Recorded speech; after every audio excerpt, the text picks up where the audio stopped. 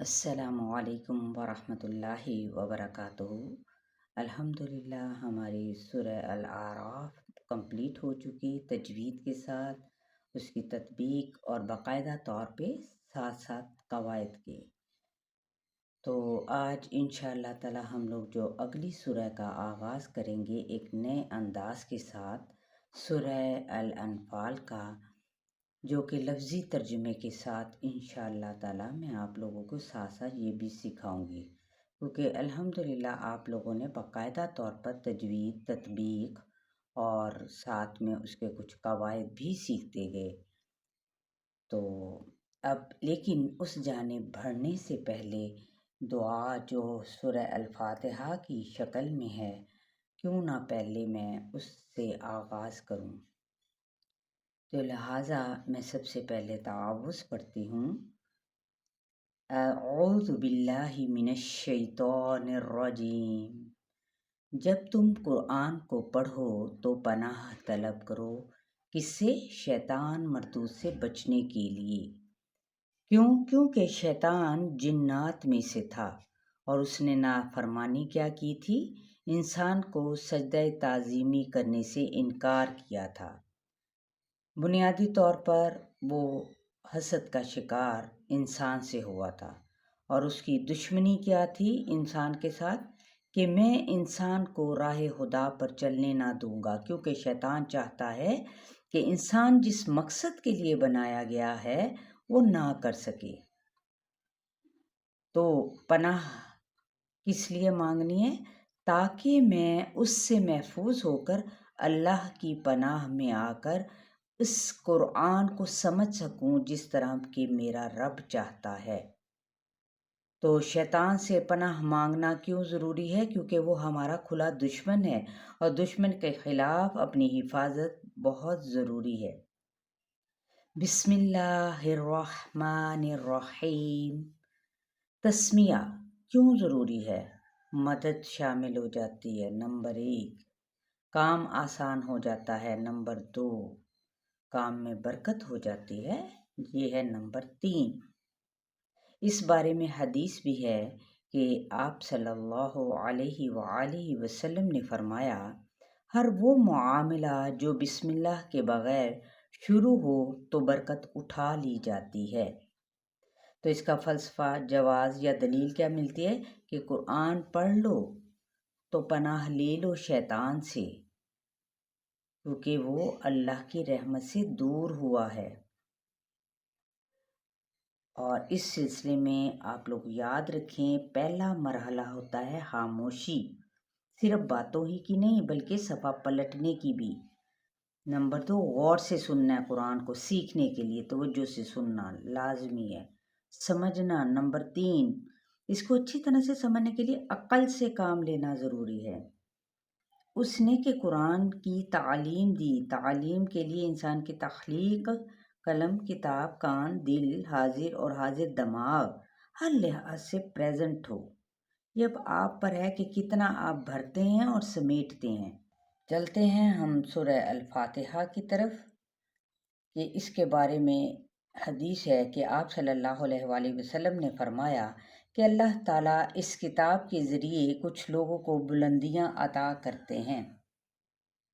اب یہ دیکھیں نا، اس علم کا حاصل کرنا دنیا کے تمام علوم سے مختلف ہے۔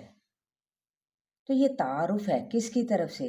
رب العالمین کی طرف سے۔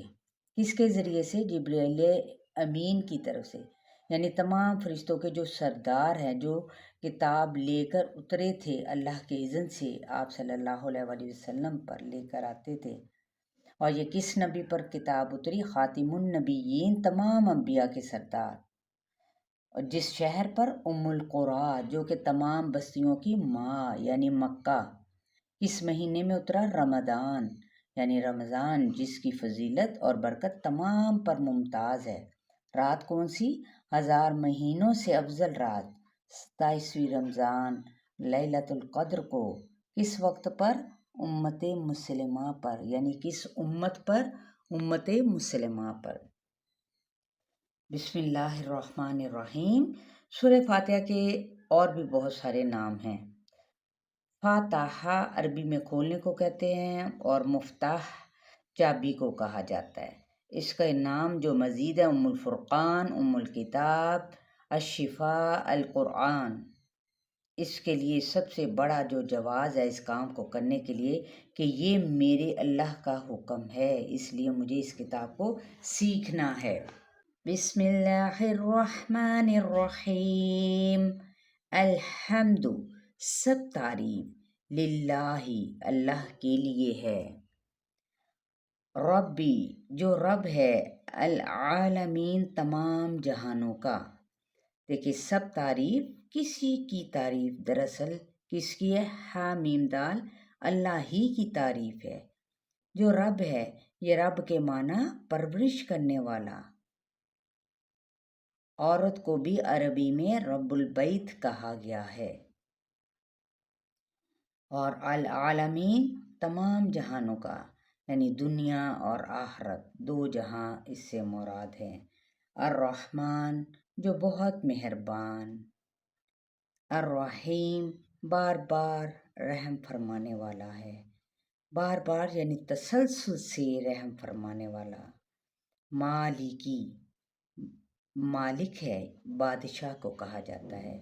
یومی، دن کا، الدینی، بدلے کی، یومی، فیصلے اور جزا کا دن، دینی، مراد قیامت کا دن۔ ایاکا، اب یہ وعدہ ہے ہمارا، کس کے ساتھ؟ اپنی اللہ کے ساتھ، اس سے بندگی کا اظہار کہ صرف تیری ہی نعبدو، ہم عبادت کرتے ہیں، اور ایاکا، صرف تجھ سے ہی، نستعین، ہم مدد چاہتے ہیں۔ الدعا کیا ہے؟ عبادت کا مغز ہے، اور عین واو نون اس کا روٹ ورڈ ہے۔ اعوان، مددگار کے لیے استعمال ہوتا ہے۔ عبادت کے لیے ہم تجھ سے ہی مدد چاہیں گے، اور ایمان کے ساتھ یہی دعا ہے، یہی عبادت کا نچوڑ ہے۔ اب آگے دعا کون سی ہے؟